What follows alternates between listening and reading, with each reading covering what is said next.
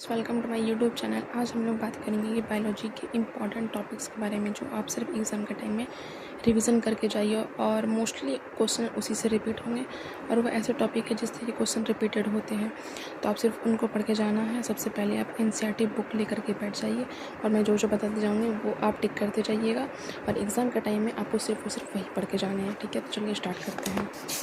Class 11 से start करते हैं। तो क्लास 11 के सबसे पहले फर्स्ट चैप्टर में जिसमें कि हम लोग जानेंगे नॉमेनक्लेचर के बारे में। सबसे पहले नॉमेनक्लेचर के बारे में पढ़ लेना और उसके जो रूल है आपको उसके बारे में पढ़ लेना है।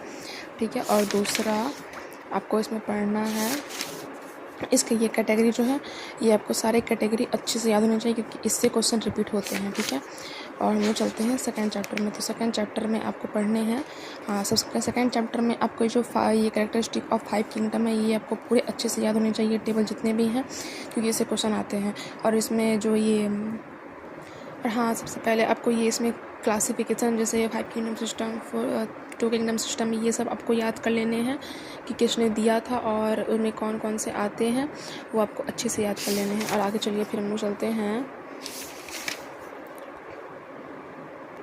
फंजाई। आपको फंजाई को अच्छे से कर लेना है क्योंकि फंजाई एक ऐसा टॉपिक है इसमें कि क्वेश्चन पूछे जाते हैं और टाइप्स ऑफ बैक्टीरिया के बारे में आपको इसमें पढ़ लेना है इस चैप्टर से। ठीक है, ये चैप्टर में मोस्टली क्वेश्चन इसी से पूछे जाते हैं। तो हम लोग चलते हैं आगे नेक्स्ट चैप्टर में। और इसमें आप लोग एक ये पढ़ लीजिएगा virus, viroids, प्रॉइंस and lichens.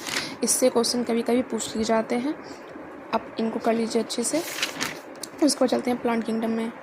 Plant kingdom में सबसे पहले आपको पढ़ना है एलगी के बारे में। एलगी से क्वेश्चन पूछे जाते हैं और आपको एग्जाम्पल वगैरह जो भी है आपको याद कर लें। जैसे ग्रीन एलगी के हैं, volvox, brown algae, lemon algae, red algae, porphyra, ये आपको अच्छे से याद कर लेने हैं।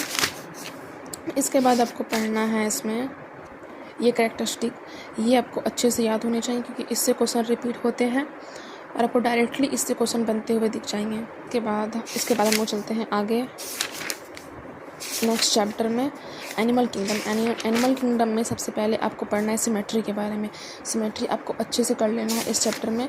उसके बाद आपको पढ़ना है उसके बाद अगर आपको टाइम मिलता है इसमें तो आप सीलोम को और सेगमेंटेशन को एक बार आप पढ़ लीजिएगा। ठीक है, आगे चलते हैं नेक्स्ट चैप्टर में हम लोग। नेक्स्ट चैप्टर है हमारा मॉर्फोलॉजी और फ्लावरिंग प्लांट। सबसे पहले आपको रूट के बारे में पढ़ लेना अच्छे से, रूट से डायरेक्ट क्वेश्चन बनते हैं। उसके बाद आपको पढ़ना है स्टेम के बारे में, स्टेम और लीफ के बारे में अच्छे से आपको कर लेना है। इसके बाद आपको पढ़ना है ऐसे फैमिली तो बहुत सारे हैं बट आपको सोलेनेसी को अच्छे से करना है, ये बहुत इंपॉर्टेंट है। इससे क्वेश्चन बहुत ज़्यादा आते रहते हैं। आपने अगर PYQ किया होगा तो देखे होंगे कि सोलेनी से ही क्वेश्चन बहुत ज़्यादा रिपीट हुए हैं बहुत बार। न्यू फैमिलीज़ को भी पढ़ना है बट सोलेनेसी को एक बार पढ़ लेना और न्यू फैमिलीज़ को एक बार अच्छे से आप पढ़ लीजिए क्योंकि न्यू फैमिलीज़ ऐड हुए हैं तो ज़्यादा चांसेस है कि वो भी पूछे जा सकते हैं। हम लोग चलते हैं नेक्स्ट चैप्टर में anatomy of flowering plant. Anatomy में आपको सबसे पहले पढ़ना है, एनाटॉमी में आप एपिडर्मल टिश्यू सिस्टम को एक बार अच्छे से पढ़ लीजिएगा। उसके बाद हम लोग चलते हैं नेक्स्ट चैप्टर में। और ये जितने भी डायग्राम्स हैं ना, डायग्राम्स एनसीईआरटी के एक भी नहीं छोड़ने, आपको सारे डायग्राम्स को एक बार अच्छे से देख लेना है क्योंकि डायग्राम आपको सीधे क्वेश्चन वहाँ पे आ जाते हैं। डायग्राम रहेगा और लेबलिंग आपको पूछ देगा कि यहाँ पे कौन सा है नहीं है। ठीक है, तो सारे डायग्राम आपको अच्छे से कर लेने हैं। हम लोग चलते हैं नेक्स्ट चैप्टर में स्ट्रक्चरल ऑर्गेनाइजेशन इन एनिमल्स। तो इसमें आपके जो हैं इंपॉर्टेंट फ्रॉग आप करने हैं, इसको फ्रॉग को अच्छे से कर लीजिए। और कॉकरोच जो अब डिलीट हो चुका है चैप्टर से, आपको कॉकरोच भी करना है, कॉकरोच को नहीं छोड़ना है। ठीक है, कॉकरोच आपको अच्छे से कर लेना है। हम लोग आ चुके हैं अब सेल चैप्टर में। सेल चैप्टर में जानते हैं कि क्या पढ़ना हम लोग को इम्पॉर्टेंट है, जो पढ़ना पड़ेगा इसमें से आपको पढ़ने पड़ेंगे सेल मेम्ब्रेन। सेल मेम्ब्रेन को आप पढ़ लीजिए अच्छे से। और दूसरा इंडो मेम्ब्रेन सिस्टम, आप इनको भी अच्छे से कर लीजिए। और हम लोग चलते हैं नेक्स्ट चैप्टर बायोमोलिक्यूल्स में। बायोमोलिक्यूल्स में आपको ये जो टेबल टाइप्स है ना, ये टेबल आपको एक भी नहीं छोड़ने क्योंकि टेबल से आप लोग को देखे होंगे तो क्वेश्चन आते हैं और आंटी का कोई तो ठिकाना है नहीं कब कहाँ से क्वेश्चन पूछ दे, तो ये टेबल आपको सारे कर लेने। एनसीईआरटी में जितने भी टेबल्स हैं, जितने फुल फॉर्म्स हैं और जो डिसऑर्डर्स हैं, आपको सारे करने हैं। डिसऑर्डर्स तो एक भी नहीं छोड़ने और ना ही टेबल से एक क्वेश्चन छोड़ने हैं, सारे को अच्छे से कर लेना है। जैसे कि बायोमोलिक्यूल्स में यहाँ भी टेबल है, आपको ये सबको भी कर लेना है अच्छे से, ये सबको भी। फिर बायोमोलिक्यूल्स में आपको एंजाइम्स को पढ़ लेना है। उसके बाद आपको पढ़ना है आगे next chapter cell cycle and cell division. Cell division से पहले सेल साइकिल पढ़ लेना है। सेल साइकिल को अच्छे से पढ़ लीजिएगा आप लोग, क्योंकि इससे डायरेक्ट क्वेश्चन अराइज होते हैं, ठीक है।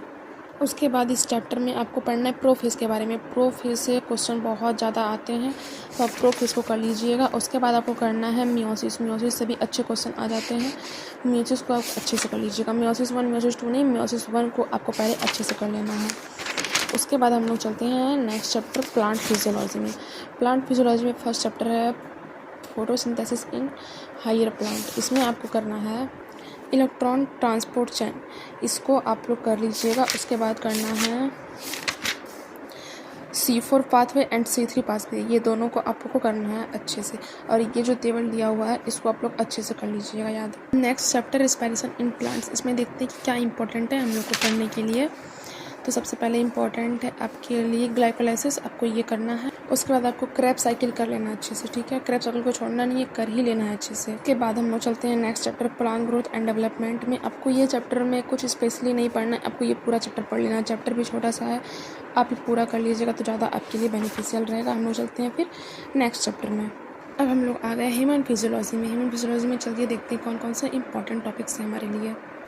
तो फर्स्ट चैप्टर है breathing and exchange of gases. इसमें जानते हैं इंपॉर्टेंट टॉपिक क्या है हमारे लिए। तो सबसे पहला है मैकेनिज्म ऑफ ब्रीथिंग, इसको आपको करना है। उसके बाद ट्रांसपोर्ट ऑफ कार्बन डाइऑक्साइड, इसको आपको कर लेना है अच्छे से। फिर जैसा कि मैं आपको पहले बता रही थी कि आपको सारे चैप्टर के जितने भी चैप्टर में डिसऑर्डर्स आएंगे आपको सारे डिसऑर्डर्स करने हैं। तो इसमें भी जितने भी डिसऑर्डर्स हैं आप अच्छे से डिसऑर्डर कर लीजिएगा, एक भी आपको नहीं छोड़ना है डिसऑर्डर्स को। अब चलते हैं नेक्स्ट चैप्टर में। नेक्स्ट चैप्टर है हमारा बॉडी फ्लूइड एंड सर्कुलेशन। इसमें चलते देखते हैं इंपॉर्टेंट टॉपिक्स क्या है।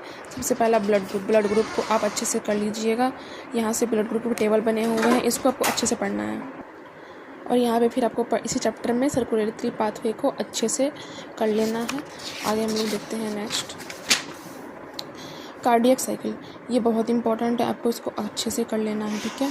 आगे चलिए। इसके बाद आता है ECG। ECG को भी आपको अच्छे से कर लेना है। अब देखते हैं नेक्स्ट क्या है। नेक्स्ट आपको डिसऑर्डर्स, फिर से डिसऑर्डर्स है। इस चैप्टर में ह्यूमन फिजियोलॉजी में डिसऑर्डर्स काफ़ी है, तो आपको डिसऑर्डर्स एक भी नहीं छोड़ने हैं, सारे डिसऑर्डर्स को कर लेना है। जो भी यहाँ भी है सारे डिसऑर्डर्स को कर लेने हैं।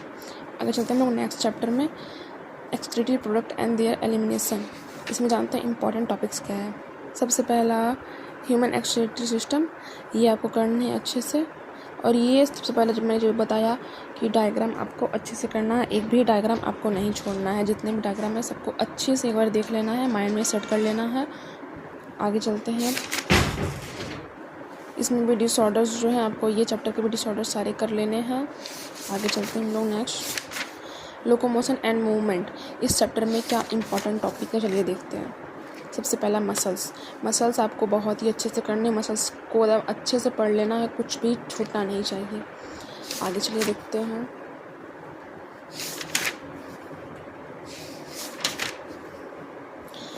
इसमें आपको करने हैं आगे स्केलेटल सिस्टम को आपको करना है। और ये जो दिया हुआ है डायग्राम ह्यूमन स्कल का, ये इसको आपको अच्छे से बार देख लेना है, ठीक है। जो कहाँ पे लेबलिंग है वो आपको अच्छे से देख लेना, जैसे हाइड्रोजन का, फिर जो भी है आपको अच्छे से देख लेने हैं। इस चैप्टर में भी आपको डिसऑर्डर्स मिलेंगे, इसके भी डिसऑर्डर्स आपको कर लेने हैं अच्छे से, क्योंकि इससे शायद क्वेश्चन भी आए हुए हैं। आप अगर PYQ किए हैं तो आप देख सकते हैं। फिर नेक्स्ट चैप्टर है न्यूरल कंट्रोल एंड कोऑर्डिनेशन। आइए देखते हैं इसमें इंपॉर्टेंट टॉपिक क्या है। इस चैप्टर में आपको हार्मोनल बैलेंसिंग को पढ़ लेना है अच्छे से।